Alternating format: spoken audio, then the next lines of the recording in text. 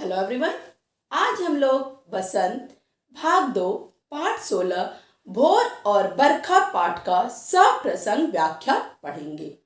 तो सबसे पहले संदर्भ और संदर्भ में चार नाम। कैसे? प्रस्तुत पद हमारी पाठ्य पुस्तक बसंत भाग 2 के भोर और बरखा शीर्षक से लिया गया है। इसकी रचयिता कृष्ण की अनन्य भक्त मीराबाई जी हैं। और प्रसंग प्रस्तुत पद में ब्रज के भोर का चित्रण किया गया है।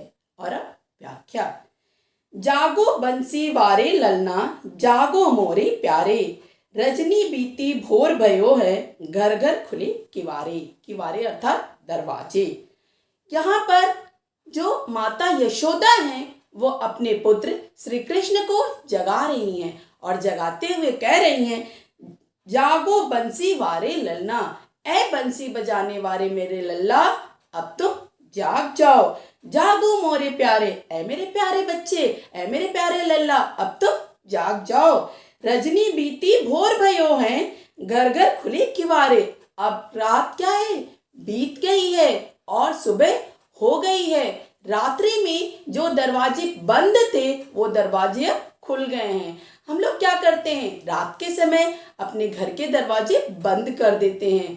ठंड होती है तो खिड़कियां भी बंद कर देते हैं, लेकिन सुबह होते ही हम लोग अपने घर के दरवाजे खोल देते हैं।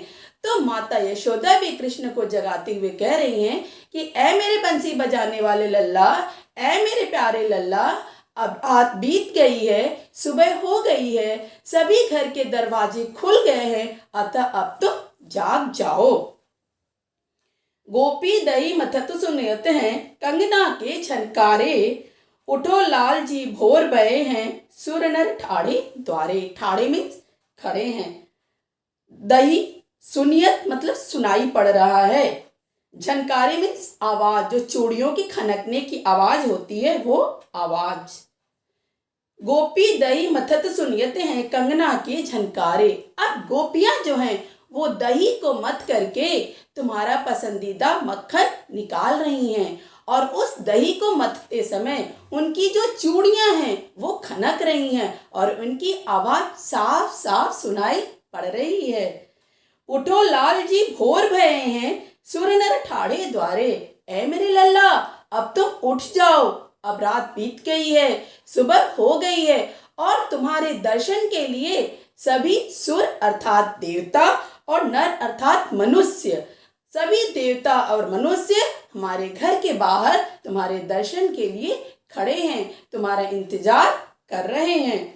ग्वाल बाल सब करत कुलाहल, जय जय शब्द उचारे। उचारे मतलब उच्चारण करना, उद्घोष करना। कुलाहल शोर। ग्वाल बाल सब करत कुलाहल, जय जय शब्द उचारे।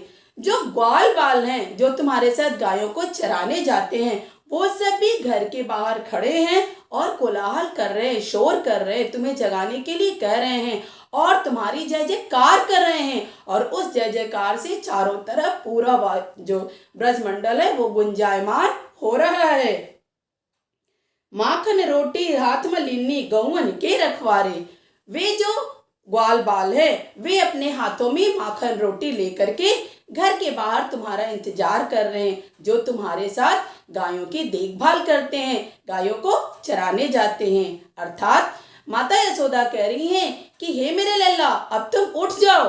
वे ग्वाल बाल जो तुम्हारे साथ गायों को चराने जाते हैं, वे अपने हाथ में माखन और रोटी लेकर के घर के बाहर तुम्हारा इंतजार कर रहे हैं और तुम्हारी जय जयकार कर रहे हैं। और वह जय जयकार क्या हो रहा है? पूरा गुंजायमान हो रहा है, कोलाहल हो रहा है।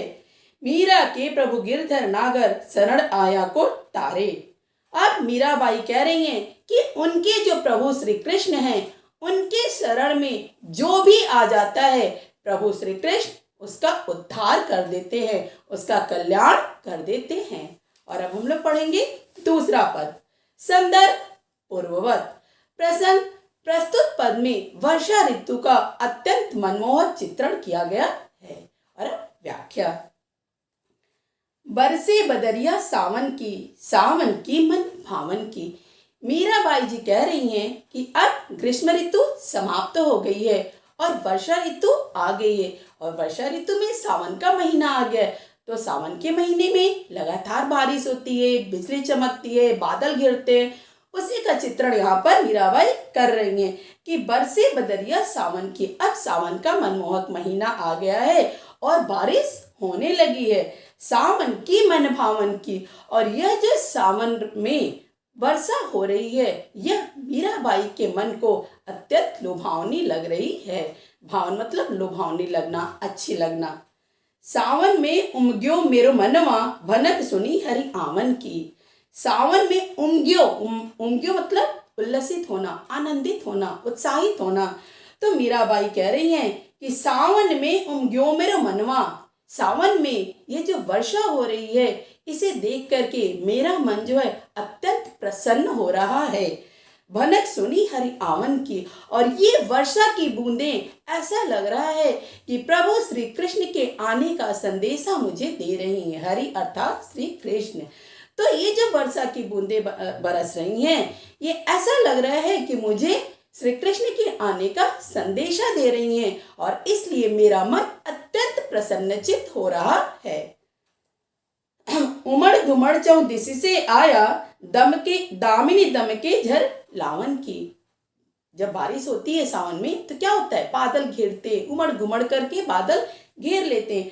तो वही यहाँ पर कवयित्री कह रही है कि उमड़ घुमड़ चौ दिशि से आया, बादल जो है चारों दिशाओं में उमड़ घुमड़ करके घेर रहे हैं। दामिनी दमके झर लावन की, बिजली चमक रही है और वर्षा की झड़ी लगी हुई है। नन्ही नन्ही बूंदन मेहा बरसे, शीतल पवन सुहावन की। नन्ही नन्ही वर्षा की बूंदें बरस रही हैं और शीतल पवन सुहावन की, शीतल ठंडी पवन हवा, और ऐसे में जो हवा है वह अत्यंत ठंडी बह रही है, अत्यंत शीतल बह रही है। मीरा के प्रभु गिरिधर नागर, आनंद मंगल गावन की। मीराबाई जो हैं वो कह रही हैं कि हमारे प्रभु श्री कृष्ण आने वाले हैं और उनके आने की खुशी में वो मंगल गीत गाना चाहती हैं, अपनी प्रसन्नता को व्यक्त करना चाहती हैं। हमारा यह पाठ यहाँ पूरा हुआ। धन्यवाद। आपका दिन मंगलमय हो।